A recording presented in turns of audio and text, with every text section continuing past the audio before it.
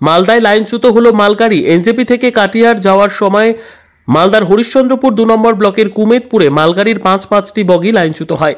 শুক্রবার বেলা 11:15 নাগাদ এই ঘটনাকে ঘিরে ব্যাপক আতঙ্ক ও চাঞ্চল্য তৈরি হয় এলাকায়। ঘটনার খবর পেয়ে কাটিহার ডিভিশন থেকে রেল আধিকারিকরা ঘটনাস্থলের উদ্দেশ্যে রওনা দিয়েছেন বলে খবর।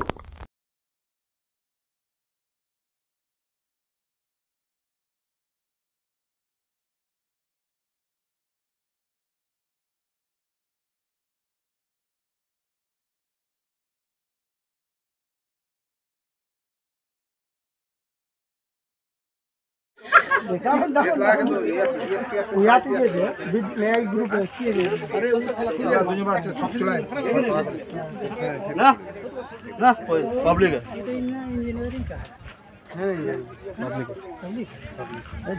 कोई भी आगुन देगा तो झमेला देगा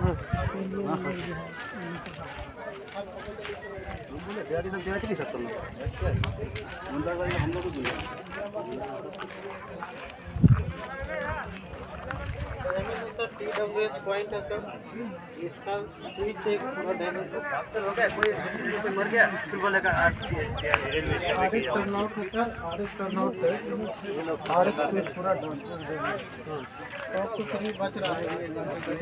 प्रेस लगाना पड़ेगा ना आगे में तो